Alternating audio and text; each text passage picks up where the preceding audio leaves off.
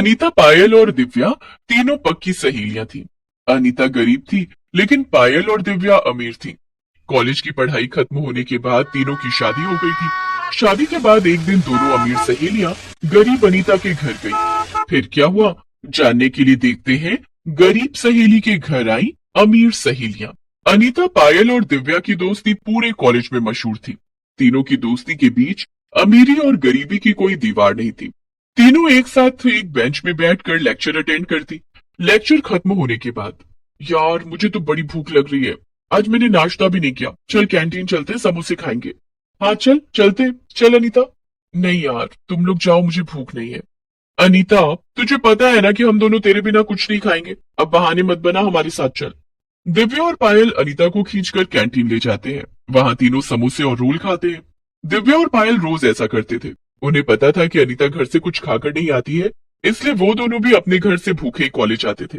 अनीता को खिलाने के लिए दोनों उसे कैंटीन ले जाते। वहां तीनों जमकर खाते और पेमेंट की बारी एक दिन पायल की थी तो एक दिन दिव्या की। मैं कितनी लकी हूँ कि तुम दोनों मेरी फ्रेंड हो। भगवान करे सातों जन्म में तुम दोनों ही मेरी फ्रेंड बनो। अच्छा अच्छा, अब ज्यादा सेंटी होने की जरूरत नहीं है, हमारी परीक्षाएं नजदीक आ रही हैं। तूने नोट्स तो बनाए होंगे ना? हाँ मैंने सारे नोट्स बना लिए, तो कल उन्हें लेकर आ जाना, हम दोनों फोटोकॉपी करा लेंगे। दूसरे दिन अनीता अपने नोट्स लेकर कॉलेज आती है। पायल और दिव्या उसके नोट्स का फोटोकॉपी करा लेते हैं। तीनों परीक्षा की तैयारी करने लगते हैं। कुछ दिनों के बाद कॉलेज की परीक्षाएं शुरू हो जाती हैं। अनीता पायल और दिव्या की खूब मदद करती है। परीक्षा खत्म होने के बाद तीनों सहेलियों की शादी हो जाती है। पायल और दिव्या की शादी शहर के सबसे अमीर घरों में होती है, तो वहीं अनीता की शादी एक गरीब घर में होती है। शादी के कुछ महीने बीत जाने के बाद एक दिन पायल ने दिव्या को फोन किया। हेलो दिव्या। हाय पायल, कैसी है तू? मैं ठीक हूँ यार, कितने दिन हो गए हम एक दूसरे से मिले ही नहीं। हाँ यार, हम तीनों कॉलेज में कितनी मस्ती करते थे। चल अनीता को कॉन्फ्रेंस कॉल भी लेते हैं, फिर तीनों ढेर सारी बातें करेंगे। लेकिन हमारे पास तो उसका फोन नंबर ही नहीं है। कोई बात नहीं, हम उसके घर चलते हैं, उससे मिल भी लेंगे और ढेर सारी बातें भी हो जाएंगी। लेकिन हम उसके घर कैसे जाएंगे, हमने उसका घर देखा ही नहीं। अनीता की शादी का कार्ड अभी भी मेरे पास रखा है, उसमें उसके ससुराल का एड्रेस है। दिव्या अनीता की शादी के कार्ड से उसके ससुराल का पता निकालकर अपने मोबाइल फोन में सेव कर लेती है। पायल और दिव्या दोनों आपस में बातें करके एक शाम अनीता के घर जाती है। अनीता अपने ससुराल में अपने सास ससुर के लिए चाय बना रही थी। तभी उसके घर के सामने एक बड़ी सी चमचमाती हुई गाड़ी आकर रुकी। अनीता की सास कमला और ससुर योगेंद्र ने खिड़की से देखा। हमारे गरीब मोहल्ले में इतनी महंगी गाड़ी से कौन आया है? पता नहीं कौन है, लेकिन ये गाड़ी हमारे घर के बाहर क्यों रुकी है? लगता है कहीं कोई गलती से इधर का रास्ता भटक गया है। योगेंद्र और कमला ने देखा कि गाड़ी से दो लड़कियां बाहर निकली और वे दोनों उनके ही घर की तरफ बढ़ रही थी। ये दोनों तो हमारे घर की ओर आ रही हैं। आने दो, किसी का पता पूछने आ रही होंगी। तभी पायल और दिव्या ने दरवाजा खटखटाया। योगेंद्र ने दरवाजा खोला। आप लोग कौन है? पायल और दिव्या ने आगे बढ़कर योगेंद्र के पैर छुए और कहा, नमस्ते अंकल, अनीता यही रहती है ना? योगेंद्र पायल और दिव्या के संस्कार से काफी प्रभावित हुए। खुश रहो बेटी, अनीता यही रहती है, लेकिन तुम दोनों कौन हो?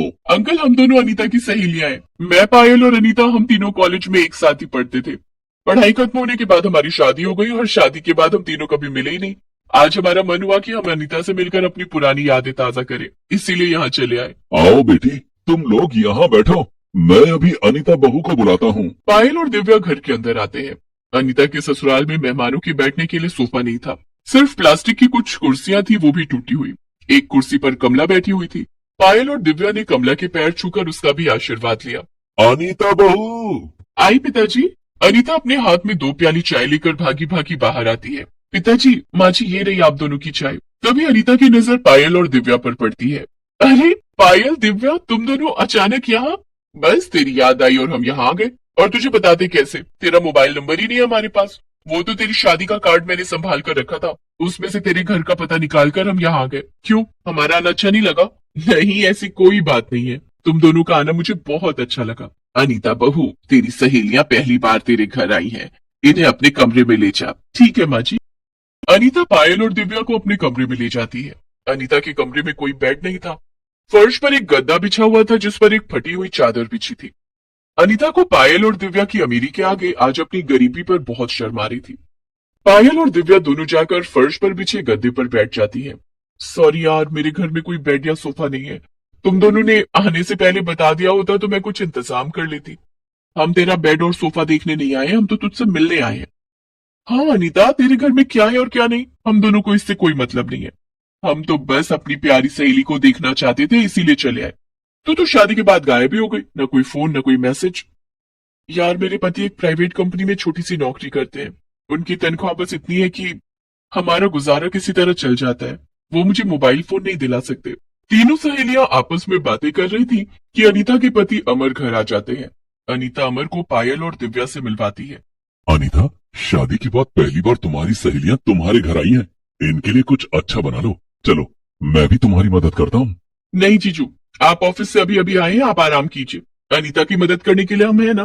तीनों सहेलियां रसोई में चली जाती हैं। रसोई में टूटी हुई चाय की कप रखी हुई थी, जिसमें अनीता अमर को चाय देती है। आज अनीता को अपनी गरीबी पर बहुत गुस्सा आ रहा था। चाय देकर जब वो वापस रसोई में आती है तो देखती है कि पायल और दिव्या सब्जियां काट रही थी। अरे तुम दोनों ये क्या कर रही हो? अमर अभी पनीर लाने जा रहे हैं, आज पनीर की सब्जी बनेगी। चाय पीकर अमर पनीर लाता है। अनीता रात के खाने में पनीर की सब्जी और चावल बनाती है। वाह अनीता, तेरे हाथ का खाना खाकर तो मजा ही आ गया। तेरे आगे तो बड़े बड़े शेफ भी फेल हैं। हाँ यार, तू तो कमाल का खाना बनाती है। सभी लोग खाना खा रहे थे, तभी बाहर बहुत तेज बारिश होने लगती है। हमारे मोहल्ले में काफी पानी भर गया है और बारिश भी काफी तेज है। आज रात आप दोनों यहीं रुक जाइए। हाँ लगता है आज रात हमें यही गुजारनी होगी। इतनी तेज बारिश में कहीं गाड़ी खराब हो गई तो बड़ी मुसीबत हो जाएगी। अनीता के घर में एक ही बेड था जिस पर योगेंद्र और कमला सोते थे। आपने पायल और दिव्या को रोक तो लिया, लेकिन हम इन्हें कहाँ सुलाएंगे? इन्हें फर्श पर सोने की आदत नहीं है। अनीता बहू, हमारे बेड पर पायल और दिव्या को सुला दे। मैं और कमला फर्श पर सो जाएंगे। ठीक है पिताजी। अनीता बेड पर एक धुली हुई चादर बिछा देती है और पायल और दिव्या को उस पर सोने के लिए कहती है। अंकल आंटी कहाँ सोएंगे? बेटी तुम हमारी चिंता मत करो, हमें तो फर्श पर सोने की आदत है। नहीं आंटी जी, आप और अंकल फर्श पर सोए और हम दोनों बेड पर, ये हमें मंजूर नहीं। आप और अंकल बेड पर सो जाइए। आज हम तीनों सहेलियां एक साथ फर्श पर सोएंगे और रात भर ढेर सारी बातें करेंगे। लेकिन बेटी तुम लोगों को फर्श पर नींद नहीं आएगी। आंटी जी, हमारे साथ हमारी प्यारी सहेली होगी ना तो हमें कहीं भी नींद आ जाएगी।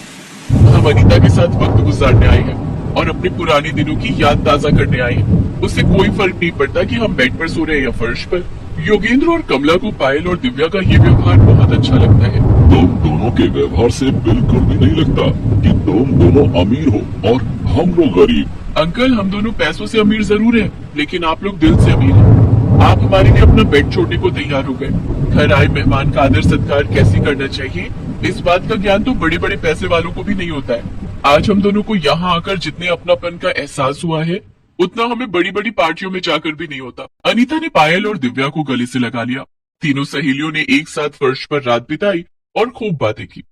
दूसरे दिन जाने से पहले पायल ने अमर से कहा, जीजू मेरे पति को उनके बिजनेस के लिए एक मैनेजर की जरूरत है और मुझे लगता है कि आपसे अच्छा और कोई नहीं हो सकता। आप अभी मेरे साथ मेरे घर चलिए। पायल अमर को अपने साथ घर ले जाती है और अपने पति के बिजनेस में उसे मैनेजर की पोस्ट दिला देती है। इस तरह अनीता की गरीबी भी दूर हो जाती है। आदित्य की शादी जानवी से होती है। शादी के बाद आदित्य की सास उसकी इकलौती और खूबसूरत साली अनाया की शादी की जिम्मेदारी उसे सौंप देती है। अब आदित्य अपनी खूबसूरत साली की शादी के लिए लड़का ढूंढने लगता है। आगे क्या होता है जानने के लिए देखते हैं खूबसूरत साली की शादी। आदित्य जयमाला के लिए जानवी का इंतजार कर रहा था।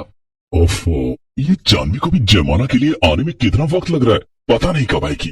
तभी जानवी स्टेज पर आती हुई दिखाई देती है। आखिरकार जानवी आ रही है, लेकिन इसके साथ ये बला की खूबसूरत लड़की कौन है जो इसके बगल में चल रही है? कहीं ये जानवी की छोटी बहन अनाया तो नहीं? अरे यार, ये तो बहुत ही खूबसूरत है। मैंने इसे पहले क्यों नहीं देखा? अगर इसे पहले देख लिया होता तो इसी से शादी करता, लेकिन अब तो कुछ नहीं हो सकता। चलो, ये मेरी साली तो है, बस इतने से ही संतोष कर लूंगा। वैसे भी साली आधी घर वाली होती है। आदित्य अपने मन में ये सब सोच ही रहा था और जानवी उसके पास आ जाती है। क्या सोच रहे हैं जीजा जी, दीदी के गले में वरमाला नहीं डालेंगे क्या? सोच रहा हूँ कि ये वरमाला आपके गले में डाल दूं। ना ना जीजा जी, ऐसा सोचना भी मत। अब जल्दी से दीदी के गले में वरमाला डालिए। ठीक है, आप कह रही है तो मैं आपकी दीदी को वरमाला पहना देता हूँ। उसके बाद आदित्य और जानवी एक दूसरे को वरमाला पहनाते हैं। कुछ देर के बाद शादी की रस्में भी शुरू हो जाती हैं और शादी संपन्न हो जाती है। जानवी की विदाई हो जाती है और वो अपने ससुराल चली जाती है। शादी के कुछ दिनों के बाद। आदित्य बेटा, जानवी की माँ ने तुम दोनों को पग फेरों के लिए बुलाए है, तो कल जानवी को लेकर उसके मायके चले जाना। ठीक है माँ, इसी बहाने मेरी खूबसूरत साली अनाया से भी मुलाकात हो जाएगी। क्या कहा तूने? कुछ नहीं माँ, मैं कल जानवी को लेकर उसके मायके चला जाऊंगा। दूसरे दिन आदित्य जानवी को लेकर उसके मायके जाता है, जहाँ अनाया उन दोनों का स्वागत करती है।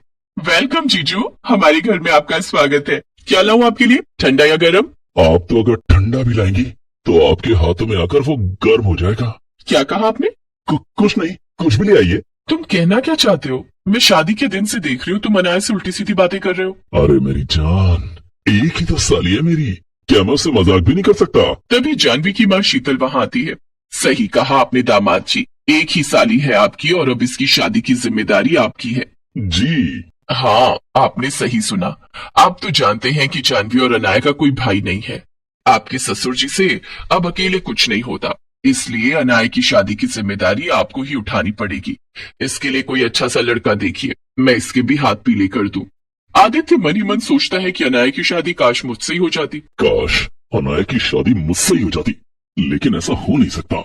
आप क्या सोचने लगे दामाद जी? कुछ नहीं, मैं अनाया के लिए कोई अच्छा सा लड़का देखकर आपको बताता हूँ। तभी अनाया शरबत लेकर आती है। लीजिए जीजू शरबत पीजिए और अपने कमरे में जाकर आराम कीजिए। थोड़ी देर में आप दोनों को खाने के लिए बुलाती हूँ। इतनी खूबसूरत लड़की खाना भी बनाती है? हाँ, माँ ने मुझे ये सब कुछ सिखाया है। फिर तो आपके लिए लड़का मिलना और भी आसान हो जाएगा। आदित्य की इस बात पर अनाया शर्मा कर वहाँ से चली जाती है।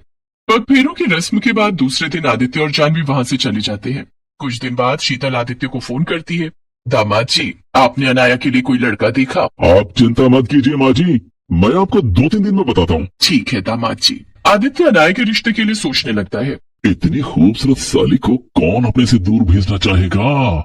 अनाया की शादी किसी ऐसे लड़के से करवा देता हूँ जो मेरे आसपास ही रहता हो। तभी आदित्य को विजय का ध्यान आता है। विजय आदित्य की टीम में काम करता था और उसका घर आदित्य के घर के पास ही था। अनाया की शादी विजय से करवा देता हूँ। काम के सिलसिले में अक्सर विजय के घर जाना होता ही है, इसी बहाने मेरी खूबसूरत साली मेरी नजरों के सामने रहेगी। आदित्य उसी समय शीतल को फोन करता है और विजय के बारे में बताता है। ये तो बहुत अच्छी बात है दामाद जी, दोनों बहनें आसपास रहेंगी तो उनका दिल भी लगा रहेगा। आप विजय से कह देना कि कल हम लोग रिश्ते की बात करने उसके घर आएंगे। विजय और उसके माता पिता की रजामंदी भी तो लेनी जरूरी है। माँ जी, आप तो बस ये रिश्ता पक्का समझिए, विजय के माता पिता मेरी बात को कभी नहीं टालेंगे। ठीक है दामाद जी, आपने तो मेरी सारी टेंशन ही दूर कर दी। दूसरे दिन शीतल अपने पति सुभाष के साथ विजय के घर आती है। विजय के माता पिता आदित्य से बहुत प्रभावित थे, इसलिए आदित्य की साली का रिश्ता वे खुशी खुशी स्वीकार कर लेते हैं और उसी दिन अनाया और विजय की सगाई भी हो जाती है। इस बात से सबसे ज्यादा खुशी आदित्य को होती है। ये तो बहुत अच्छी बात है ना कि अब अनाया भी हमारे पड़ोस में रहने आ रही है। क्या बात है, अनाया की शादी से आपको कुछ ज्यादा ही खुशी हो रही है। अरे भाई, खुशी क्यों नहीं होगी? तुम दोनों बहनें पड़ोस में रहोगी, एक दूसरे से रोज मिलोगी तो मुझे भी अच्छा लगेगा ना। अनाया का साथ पाकर तुम्हें खुशी मिलेगी और तुम्हारी खुशी में ही मेरी खुशी है। अच्छा, तो ये बात है, मैं तो कुछ और ही सोच रही थी। तुम जरूर कुछ गलत सोच रही होगी। नहीं, ऐसी बात नहीं है। आप मेरे बारे में इतना सोचते हैं तो मैं आपके लिए गलत क्यों सोचूंगी भला? अच्छा, अब हमें अनाया की शादी की तैयारी करनी है। हाँ, माँ ने मुझे सब बता दिया है। मैं शॉपिंग का काम संभालूंगी, आप कार्ड छपवाने, मैरिज हॉल बुक करने और बैंड बाजे का काम संभाल लीजिए। ठीक है। अब आदित्य और जानवी अनाया की शादी की तैयारियों में जुट जाते हैं। दोनों अपनी अपनी जिम्मेदारियां निभाते हैं और 1 महीने बाद अनाया की शादी विजय के साथ हो जाती है। शादी के बाद आदित्य रोज सुबह शाम किसी न किसी बहाने से विजय से मिलने उसके घर चला जाता। अरे सर, आप अभी तो सुबह के 8:30 बजे हैं। मैं ऑफिस के लिए निकल ही रहा था। मैंने सोचा कि अब तो हम दोनों एक दूसरे के रिश्तेदार बन चुके हैं, तो क्यों ना एक साथ ही ऑफिस आए जाएं। मेरी गाड़ी में बैठ जाओ। ठीक है, मैं अभी आया। विजय। जी सर। अनाया से कहना मुझे एक गिलास पानी दे दे। ठीक है सर, मैं अभी आपके लिए पानी भिजवाता हूँ। तभी थोड़ी देर में विजय की माँ आदित्य के लिए पानी लेकर आती है। आंटी, आपने क्यों तकलीफ की? अनाया को भेज देती। बेटा, अनाया कपड़े धो रही है, इसलिए मैं तुम्हारे लिए पानी ले आई। ठीक है माँ जी। पानी पीकर आदित्य विजय को लेकर ऑफिस चला जाता है। शाम को भी दोनों साथ में घर लौटते हैं। आदित्य विजय को उसके घर ड्रॉप करता है और तभी वो एक लंबी उबासी लेता है। क्या बात है सर, लगता है आप बहुत थक गए हैं। हाँ, आज ऑफिस में कितना ज्यादा काम था, मीटिंग पर मीटिंग, फिर प्रेजेंटेशन। थकान तो होगी, अगर एक कप चाय मिल जाती तो। चलिए ना सर, मैं आपको चाय पिलाता हूँ। आदित्य ने ये सब इसलिए किया था कि वो अनाया से मिल सके। लेकिन जब वो घर के अंदर गया तो विजय के पिताजी ने बताया कि अनाया और कैलाशी दोनों बाजार गए हैं। ठीक है, तो मैं चलता हूँ। सर, चाय तो पीते जाइए, मैं बहुत अच्छी चाय बनाता हूँ। नहीं, चाय फिर कभी पी लूंगा। आदित्य वहां से अपने घर आ जाता है। इसी तरह अब आदित्य रोज अनाया को देखने के लिए विजय के घर आता और उसे अपने साथ ऑफिस ले जाता और शाम को उसे घर ड्रॉप कर देता। लेकिन उसे अनाया कभी भी दिखाई नहीं थी। इस बात से आदित्य चिढ़ गया। खूबसूरत साली के रोज दर्शन करने के लिए अपने उस जूनियर से उसकी शादी करवाई, जो मेरे पड़ोस में रहता है, लेकिन शादी के बाद एक दिन भी अनाया मुझे नजर नहीं आई। अब आदित्य इस बात का गुस्सा ऑफिस में विजय पर निकालने लगा। उसे छोटी छोटी बातों पर डांटने लगा। एक दिन की बात है। विजय आज ऑफिस क्यों नहीं आया? आने दो उसे, इस बार तो उसे जॉब से निकाल दूंगा। तभी आदित्य के पास एक मेल आता है। अरे, ये तो विजय की मेल है। क्या विजय ने रिजाइन कर दिया? Oh no. तभी आदित्य के पास विजय की कॉल आती है। हेलो सर, मैं जॉब छोड़ रहा हूँ, मुझे नई जॉब मिल गई है, वो भी बेंगलोर में। लेकिन तुम्हें बेंगलोर जाने की क्या जरूरत है? फिर यहाँ अनाया और तुम्हारे माता पिता कैसे रहेंगे? सर, वे सभी मेरे साथ बेंगलोर जाएंगे। कंपनी की ओर से मुझे वहाँ रहने के लिए फ्लैट दिया जा रहा है। इतना कहकर विजय फोन रख देता है।